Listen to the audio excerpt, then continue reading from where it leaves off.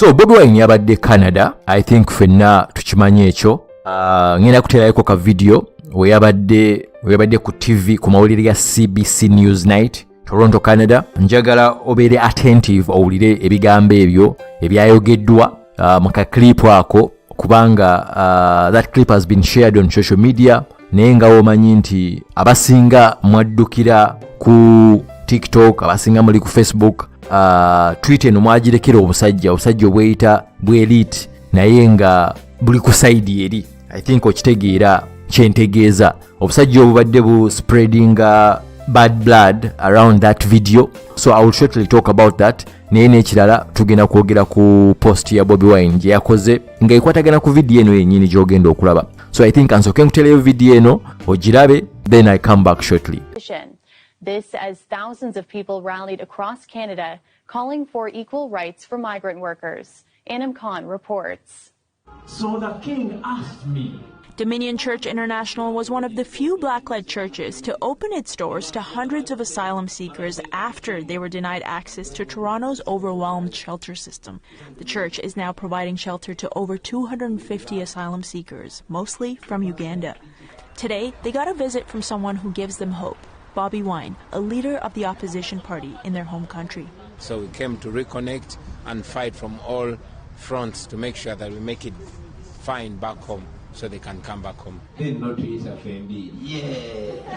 Wine is a leader of the National Unity Platform political party in Uganda. He's also a singer and an actor. But for many Ugandan refugees, he's a guiding light. We're all excited to have him because he's a symbol of hope. Those who fled Uganda because of the LGBTQ signed the law by Museveni, and those who fled Uganda because of the torture of political persecution or fear of imprisonment or death. Supporters of the cause joined the asylum seekers in church, where Wine spoke about their united dream of a safer Uganda, something refugees like Dennis Bryan's Kesuka pray for every day. Kesuka came to Toronto in July, fleeing political persecution. He left behind a wife and 2 children. My future hope is to bring my family. I'm a married man, and my family is not safe because it's still of politics and some domestic violence from one of the leaders in the ruling party. I think clip is very clear.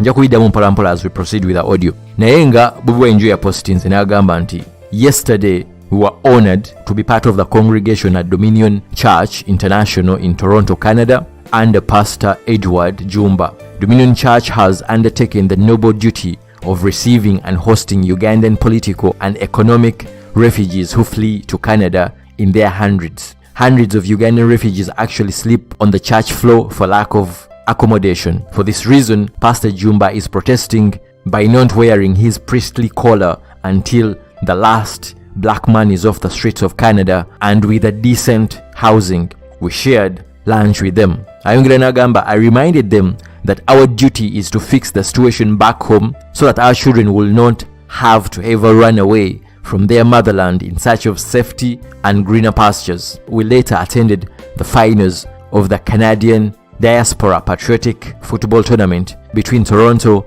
and Ottawa teams. So kudira mu Luganda mangu nga olabye mu ka clip kali nti akyaliddeko Dominion Church era n'asaba n'abantu n'ajoininga that congregation n'agamba nti church eyo yeewaayo ng'ekulemberwa pastor waayo Edward Jumba yeewaayo n'ekola omulimu omuzibu okuba nti yatandika okurecevinga abannayuganda bonna abadduka e Uganda, either political oba economic refugees. Okiwulira, either nga badduka ewaka because of political reasons oba economic reasons ne bagenda Canada in their hundreds. And I want to be very clear about this. I know so many people have left the country because of political reasons. That is a fact. But it's also a fact that the majority leave Uganda because of economic reasons. Abantu abasinga okuva mu Uganda bagenze mu nsi endala, it's economic reasons. Political gye bali kati abafuluma because of LGBT batono. That's the fact, batono.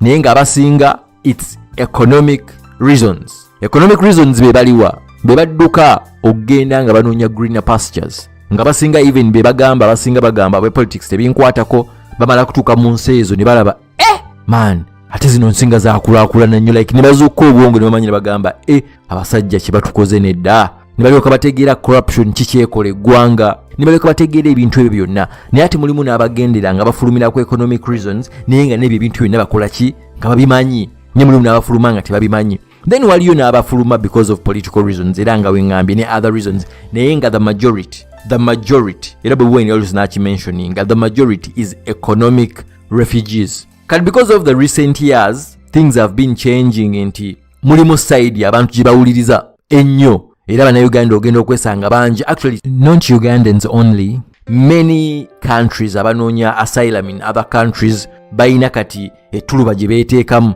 naye nga bambi siri balimu bayingidde nnyo eri gyomanyi mu LGB something abannayuganda bangi abakiyingiddemu naye nga si nti kituufu. The reason is economic refugees naye bagenda okulaba wenkozesa kano akantu nkola ki mpitawo nnyo naye nga the fact is it's all about economic refugees abasinga okufuluma naye nga ne bali abalala nabo gye bali you cannot say nti bali tebaliyo nabo gye bali bangi abafulumye because of political reasons bangi abafulumye because of other reasons naye nga the major one lwaki abantu bafuluma Uganda is because of economic reasons kukyusa bulamu. Lwaki nkyesibyeko ekyo you're going to know why. So yogenda agamba nti abannayuganda bangi in their hundreds basula mu church, basula ku floor ya church, tebalina accommodation.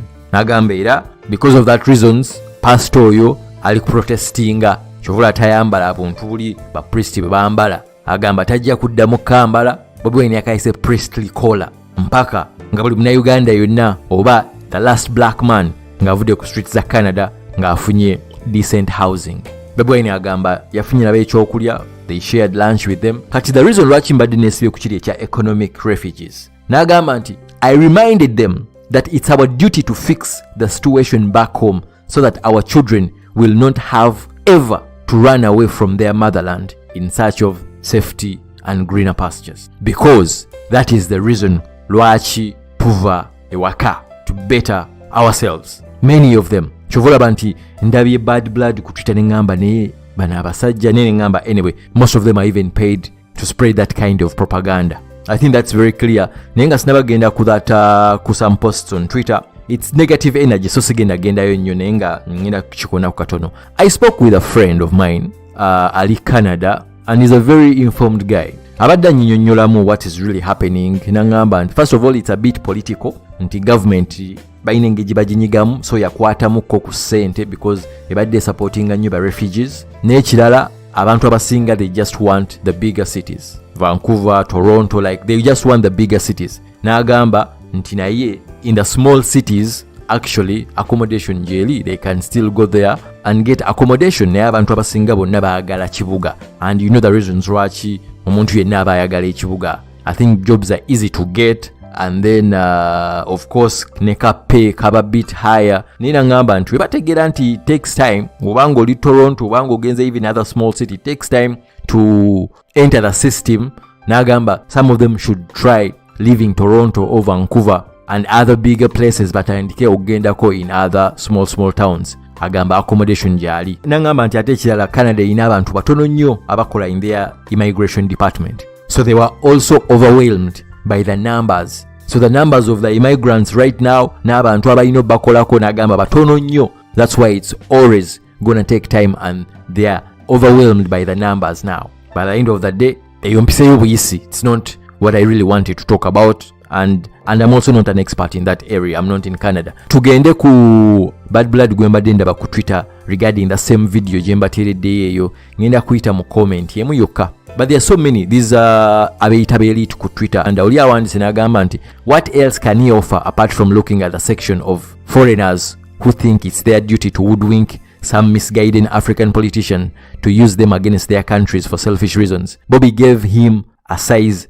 that he can't fit in. Misguided African politicians. So how many African politicians betulabye mu church omwo? You know these people abayita nti baasoma nnyo naye nga nabo bolo comrade abayita brains a monkey. So misguided politicians, right? Mwa abantu bonna Bobi Wine beya meetings bameka abamugambako nti bagenda Canada. And how many African politicians betulabye abali mu church omwo oba abali ebweru as immigrants? Wale oluzungu tebalutegeera nti bawulidde kiri kye bagambye tebawulidde mukyala kyagambye nti abantu webalaba Bobi Wine abantu abali desperate ngaabo in situation gye balimu they seem as hope. And at the same time Bobi Wine naye afuna chance n'ayogera nabo even if this situation improves, even if you guys make it and find the life that you came for, don't forget that ewaka omuliro gukyaliyo naye toyagala mwana wo atayite mu kino kye mulimu kati. That's the message that he's simply spreading. If you go out of Uganda and you sleep on a church floor for so many, no matter how many days, weeks, months, as a mother, as a father, you wouldn't want your child okubeera mu mbeera yemu. That's why that no matter where you go, you always have to remember where you come from. Kyovula yagambye nti I reminded them that it's our duty to fix the situation back home. No one is going to fix it for us. It doesn't matter if you're in Uganda or you're in the diaspora. At the same time, emikono gyaffe gyonna gyetaagisibwa to fix the situation back home. I reminded them that it's our duty to fix the situation back home so that our children will not have to ever run away from their motherland in search of safety and greener pastures. He's on TV. Actually, that's the reason why they're spreading bad blood on Twitter, because he's on TV, he's on an international TV, and that is the problem. It's not the message, it's not anything, it's because he's on TV in Canada. But bameka abandigenze ku TV eyo, bameka bagende Canada ne bavisitinga the refugees and the migrants nenga tebabira ku TV. It's his impact. We have seen that clip. He appeared there because of the impact that he plays and on an international level. Nenga baganda baffe yonna gye muli tubagaliza bisima byerere. It gets better. It always gets better. Kuba kulemerako bulemezi. Buli muntu yenna ave Uganda nobako yonna gy'ogenda the first 1, 2, 3 years, it's always not easy. Naye nga kasita olemerako, it always gets better. Tubasabira bisima byerere buli kimu kyanguwe. Baagala nnyo. Peace.